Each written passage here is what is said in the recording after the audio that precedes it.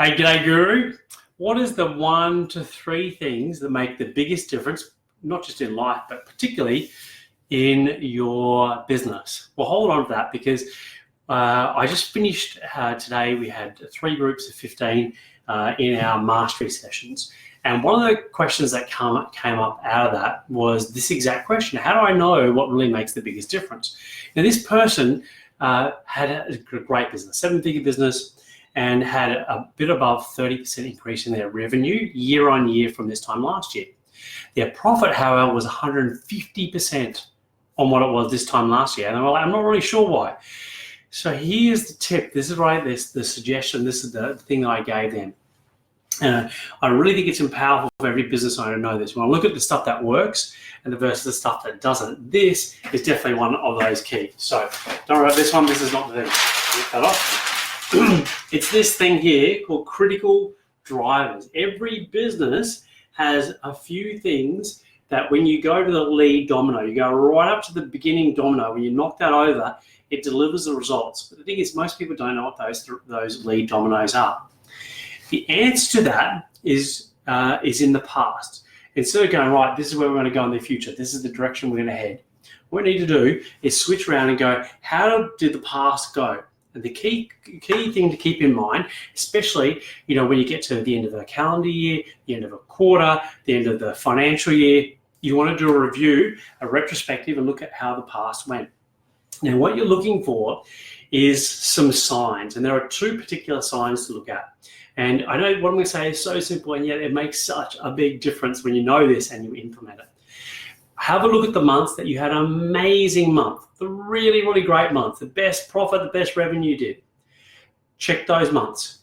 Have a then look at the months where you had the worst months, worst profit, worst revenue, or the biggest hassles in your business.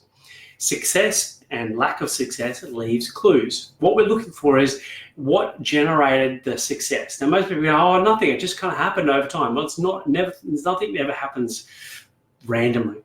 What we're going to do is go look upstream. Sometimes, as it was when we went through today, in the meetings today, there are actually things that occurred 6 to 9 to 12 months earlier, where they're doing meetings and partnership meetings, and it didn't seem like anything was happening. It was like 3 months, 4 months, 5, and then 6 months, and all of a sudden, stuff started to happen.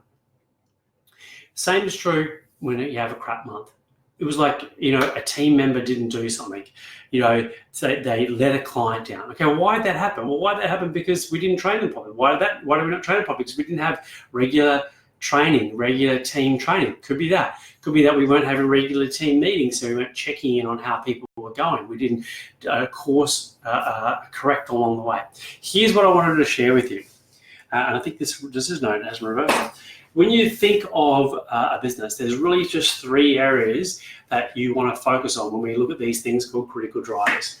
There's usually 1, and I'll say 1 to 3 maximum in marketing and sales. And when I was doing this with the group, I went through a couple of specific examples of what it could be.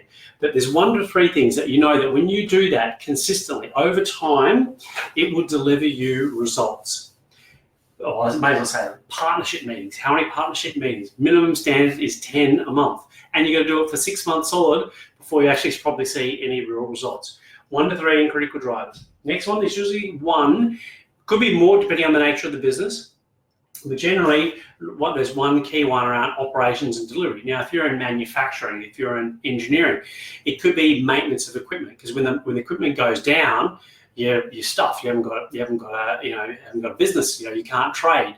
So it could be maintenance. Or if you're in a service business, it's things like again, like team training. It could be how well we're delivering. It could be, do we have our toolbox talks if you're in the trade industry? It could be a weekly meeting where everyone's looking at what we're doing going forward. And so we're planning week by week, or planning bigger picture, but we're measuring it each week. And there's usually 1 in admin and finance. And it could be something around making sure you're invoicing properly, or really simply spending at least 1 hour a week where you're focusing on the finances of the business. There's usually 1 in this area, 1 area, and 1 in this area. Sometimes what I see, or often we'll see, there could be more than that, but maximum 1 to 3. You do not need more than this.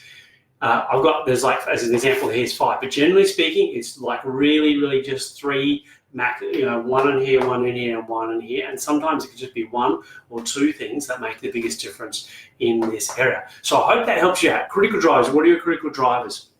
Especially when you get to end of a quarter or end of a financial year or calendar year, what is the things that made the biggest difference? Go back and check the highs and the lows, and they're the things that are going to give you the biggest indicator on truly what is most successful. Hope that helps you out. Let me know what your critical drive is. Love to give you some feedback on what that is. Shoot me a message or put it in the chat box underneath so I can see what you're thinking it could be for you as well. All right, winner, have fun, keep making magic, and bye now.